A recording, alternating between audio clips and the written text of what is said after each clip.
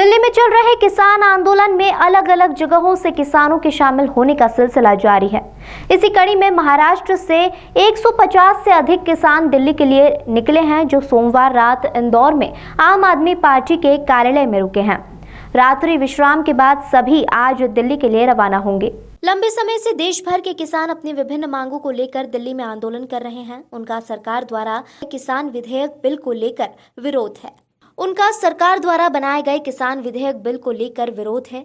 इसी कड़ी में अलग अलग राज्यों से किसान दिल्ली पहुंच रहे हैं। महाराष्ट्र से भी 150 से अधिक किसान दिल्ली के लिए निकले हैं, जो सोमवार रात इंदौर आए हैं। इनके रुकने के सारे इंतजाम आम आदमी पार्टी कार्यालय में किए गए हैं। आम आदमी पार्टी के जिला अध्यक्ष पीयूष जोशी ने बताया कि सभी किसान अपने खाने का 2 दिन का सामान साथ लेकर चले हैं। यह सिर्फ रुकने की व्यवस्था की गई है।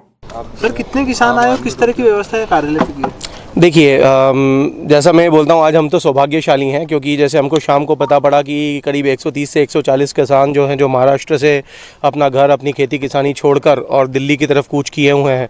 मोदी सरकार द्वारा पारित किए गए 3 कृषि कानूनों के विरोध में जो किसान आंदोलन दिल्ली में चल रहा है, उस विरोध में शामिल होने के लिए आम आदमी पार्टी से जो बन सकता था वो हमने किया। जैसा कि आपने देखा है कि जो हमारे मुख्यमंत्री हैं और राष्ट्रीय संयोजक है माननीय अरविंद केजरीवाल जी, वो भी एक सेवादार के रूप में शामिल हुए हैं किसानों के आंदोलन में, क्योंकि ये आंदोलन शुद्धतः किसानों का है। तो आज आम आदमी पार्टी ने वही परंपरा का निर्वाह करते हुए इंदौर में जो सेवादारी का जो हमसे बन पड़ सकता था वो हमने किया। जैसा आप देख सकते हैं, आप लोगों ने यहाँ पे शॉट लिया ही है।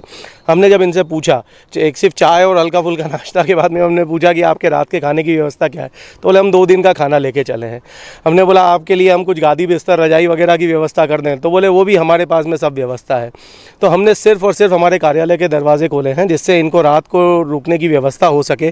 किसान आंदोलन को पूरी तरीके से आम आदमी पार्टी का समर्थन है। आज भी केजरीवाल जी ने मोदी जी से अपील की है कि किसानों के हित में फैसला लिया जाए, तीनों कानूनों को वापस किया जाए।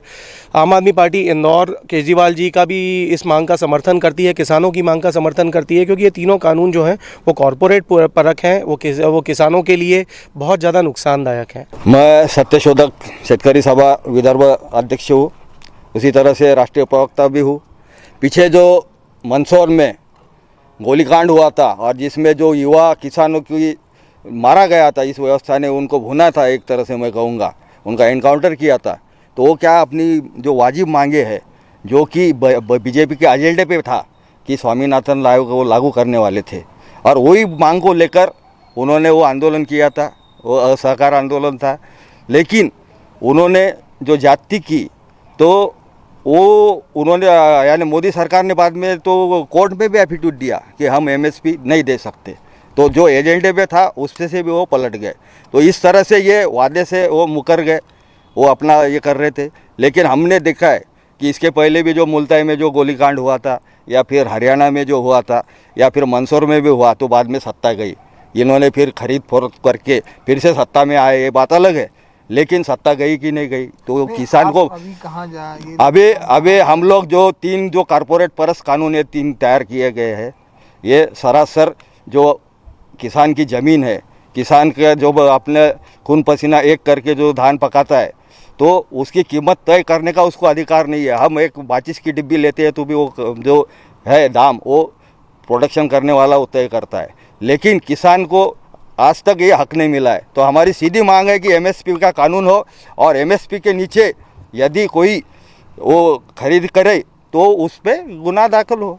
ये सीधी मांग है। क्या कानून पारित किया है? क्या है? कानून वो क्या नुकसान होगा? जैसे एपीएमसी पहला जो कानून है वो वाणिज्य और व्यापार का है, तो उसमें उन्होंने कहा है कि ये नई जो प्राइवेट मंडियाँ लाने वाले हैं, बड़े बड़े फॉरेन प्लेयर है, जैसे अंबानी अदानी है, बाद में वॉलमार्ट है, नेस्ले है, ये ऐसे बड़े बड़े फॉरेन प्लेयर ये ला रहे हैं। तो और उन्होंने, आप देखते हो अभी सोशल मीडिया पे और मीडिया पे भी काफ़ी आप देख रहे हो कि इन्होंने बड़े बड़े वेयर हाउस बना लिए हैं। 5 साल से, पिछले 5 साल से वो बना रहे हैं। तो हमारे ये कहना है कि ये इन्होंने जो है पहले ही सुपारी ली हुई है WTO से और ये कारपोरेट से, और इसीलिए ये पीछे नहीं हट रहे हैं और एक किसान की बाजू नहीं लेते हुए ये इनके ले रहे। तो हम यही चाहते हैं कि जो पंजाब और हरियाणा के जो किसान हैं, ये दिखने में ऐसा लगता है कि पंजाब हरियाणा के है, तो ऐसा नहीं है। मैं ये कहना चाहूँगा कि महाराष्ट्र से अब तक 10 से 15 हज़ार लोग वो बॉर्डर पर पहुंच चुके हैं। ये हमारा जो है अभी ये चौथा जत्था जा रहा है, मतलब एक जत्था हमारा जो है लोग शामिल है इसमें, किसान और कितने लोग इसमें लगभग 140 किसान शामिल है। कहाँ से आ रहे हैं किसान? किसान हमारे है धुलिया से है, नासिक से है, नंदुरबार से है, नवापुर से है, साकरी से है, दहीवेल से है, बुल्ढाना से है, इस तरह से। और कुछ जो नागपुर वाले जो जत्था था वो भोपाल जा रहा है, मतलब बैतूल होते हुए भोपाल से वो। लगभग कितने महाराष्ट्र के किसान वहाँ पर जाएंगे? और अभी तक तो 10,000 के ऊपर गए हुए हैं, और अभी ये जो है हमारी दूसरी जो टीम है उसमें 1,500 के करीब है।